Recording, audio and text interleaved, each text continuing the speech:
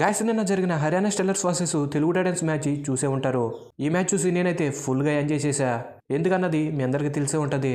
ఈ సీజన్లో బలమైన టీము ఇంకా టేబుల్ టాపర్స్ని మన తెలుగు టైటన్స్ వన్ సైడ్గా ఓడించారు. ఈ సంవత్సరం తెలుగు టైటన్స్ టీంని చూస్తుంటే నాకు మాత్రం ఆశ్చర్యంగా ఉంది, ఇంకా అలాగే ప్రౌడ్గా కూడా ఉంది. అంత పెద్ద టీంని వన్ సైడ్గా ఓడించడం అంటే ఏ టీంకి కూడా సాధ్యమైన పని కాదు. అది కూడా మన తెలుగు టైటన్స్ పవన్ షరావత్ టీంలో లేకపోయినప్పటికీ డిఫెన్స్లో రైడింగ్లో అద్దరు కొట్టేశారు. మెయిన్గా హర్యానా రైడర్స్ని సైలెంట్లో పెట్టారని చెప్పాలి. ఇది మాత్రం ఖచ్చితంగా మన తెలుగు టైటన్స్కి ప్రౌడ్ మూమెంట్.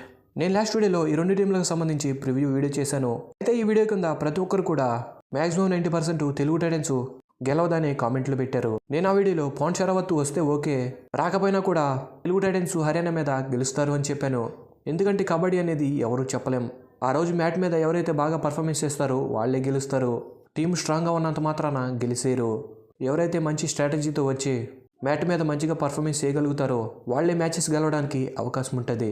ఈ మ్యాచ్లో మన తెలుగు టైటన్స్ గెలవడానికి ప్లేయర్స్ ఎంత కీలకమో అంతకంటే ఎక్కువగా మన Telugu Titans head coach Krishnan Honda గారి పాత్ర మాత్రం చాలా కీలకమని చెప్పాలి. తను ప్రతి మ్యాచ్కి కూడా ఆపోజిట్ ప్లేయర్స్కు తగ్గ స్ట్రాటజీ ప్రకారం వచ్చేస్తున్నారు. అందుకే పెద్ద పెద్ద టీంలను కూడా ఈ సంవత్సరం మన తెలుగు టైటన్స్ ఓడించగలుగుతున్నారు. నాకు మాత్రం నిన్న మన తెలుగు టైటన్స్ పర్ఫార్మెన్స్ చూశాక ఖచ్చితంగా ఈసారి ప్లేఆఫ్స్కి వెళ్తారని గట్టి నమ్మకం అయితే ఉంది. మీరేమనుకుంటున్నారన్నది కామెంట్ సెక్షన్లో కామెంట్ చేసి తెలపండి. ఇంకా నేను హాఫ్ టైం స్కోర్ వచ్చేసరికి Haryana 11, Telugu Titans 24. First half నుంచి కూడా మన తెలుగు టైటన్స్ హర్యానాని డామినేట్ చేశారు. ఇంకా సెకండ్ హాఫ్ మ్యాచ్ పూర్తయ్యేసరికి హర్యానా 27, తెలుగు టైటన్స్ 49. హర్యానా మీద 12 పాయింట్ల తేడాతో మన తెలుగు టైటన్స్ గెలిచారు.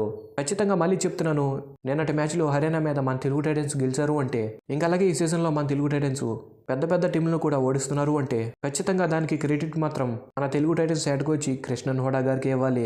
ఇంక ఈ మ్యాచ్లో టాప్ స్కోరర్స్ తెలుగు టైటన్స్ నుంచి Ashish Narwal 11 raid points, Sagar Rawal 5 tackle points, Shankar Gadai 5 tackle points, ఇంకా విజయ్ మాలిక్ 7 రైడ్ పాయింట్స్తో పాటు 1 ట్యాకిల్ పాయింట్, ఇంకా అంకిత్ జగ్లను 3 ట్యాకిల్ పాయింట్స్, ఇంకా హర్యానా నుంచి Jayasurya 5 raid points, Rahul Rawal 2 raid పాయింట్స్తో పాటు 4 ట్యాకిల్ పాయింట్స్, ఇంకా షాదులు 3 రైడ్ పాయింట్స్తో పాటు 2 ట్యాకిల్ పాయింట్స్. ఇంక ఇప్పుడు పాయింట్స్ టేబుల్ ఎలా ఉందన్నది ఒకసారి మనం చూసుకుంటే పాయింట్స్ టేబుల్లో మన తెలుగు టైటన్స్ ఈ మ్యాచ్ కంటే ముందు 8th ప్లేస్లో ఉన్నారు. ఇప్పుడు ఈ మ్యాచ్ గెలవడంతో 7th ప్లేస్కి వెళ్ళారు.